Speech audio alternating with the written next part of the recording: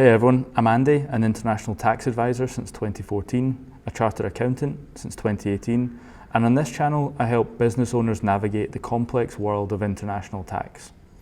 In today's video I'm going to be discussing incorporating in zero tax jurisdictions and what some of the advisors out there are not telling you, some of the pitfalls to avoid, and just to protect yourself against some of the really bad and dodgy advice that you get out there. So this is one of the most common things I see in the online business space, a lot of advice along the lines of just incorporate a company in a 0% tax jurisdiction, tax haven, a pass-through entity, perhaps a Delaware LLC, something along the lines of that. And then you don't have to worry about it, you don't have to pay any taxes, doesn't matter where you live, that will just be nice and simple.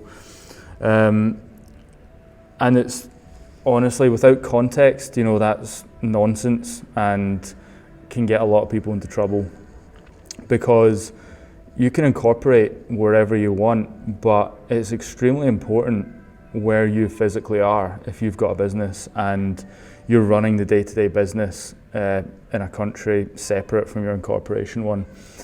And that's because companies are taxed not just on where they're incorporated. So, let's say a company is incorporated in the UK, it will be owing UK taxes, but companies are also taxed based on where they're managed or controlled.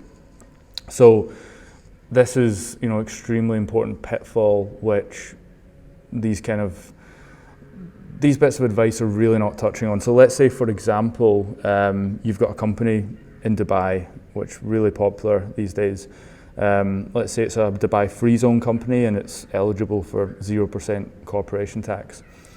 Well, then someone living in the UK decides, sounds like a great way to save on corporation tax, and so I'm going to incorporate in Dubai and I'll live in the UK and should be smooth sailing from there. The problem is you got to look at the tax law in the country that you're living in to see, well, could we still owe some corporate taxes in the country that I'm living in? In this case, in this example, we'll use the UK. So the UK doesn't just tax corporations that are incorporated in the UK, they also tax corporations which are managed and controlled in the UK. And the definition of management and control is pretty broad, but generally speaking, you're looking at where is the key decision makers, the key directors or owners of the business, where the board meetings held, where the strategic decisions happening, all of this kind of aligns with how is the company being run, and typically how is the key decisions strategically, how are these being made and where.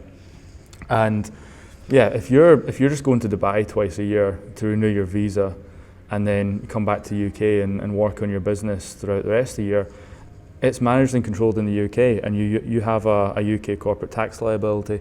And not only do you have that, you've also got yourself into trouble with HMRC, who potentially are going to say, how long have you been running this company in Dubai? 3, 4, 5 years, let's say. Well, then you've also potentially got interest and penalties on the unpaid taxes over those years. And it's not just the UK that has that. So the management and control definition applies to a lot of countries. Australia specifically has it, Canada has it, and then a lot of other countries have it in a slightly different wording, but the same principle applies. So Germany, India, France, Italy, Spain, Netherlands, Japan, Belgium, Malaysia, Singapore, probably the vast majority of developed world countries are now using some form of management and control test, which basically means, you can incorporate in Dubai all you like. If you're living in a country which has a management and control test, then you're very likely meeting that and you have a corporation tax liability there. Now, this can get quite nuanced and complex. Every single country is different in terms of how they interpret it, and so trying to manage that and trying to make sure you do tick the box of being managed and controlled outside of the country, let's say the high tax country, you don't want that.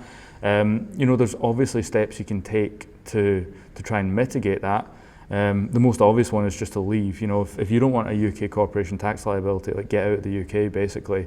If you don't want to be paying US corporate taxes, well, you can't live in the US. And so that's the most simple one. There are other ways that you can do it. You can maybe just spend more time in let's say, Dubai. Make sure board meetings are held there. Maybe you have directors and Dubai residents that are also significant decision makers. You know, there is a lot of nuance to this, and there are things you can put in place, but that's for later videos. I'll go into, you know, specific technicals there.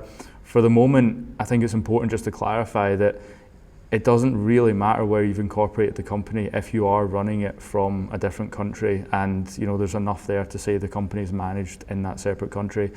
And yeah, it's just very important to clarify that, to understand that, because ultimately the penalties and the unpaid interest that you might end up incurring are not going to make it worthwhile. So yeah, don't listen to anyone that's trying to sell you a dream of, you know, just incorporating a zero tax place. They're usually misinformed, sometimes deliberately just misleading you.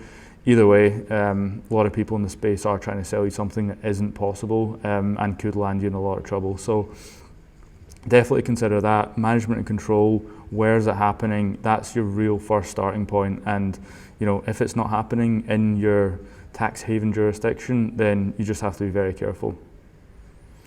Any questions on this or anything you want me to expand on, just give me a shout in the comments.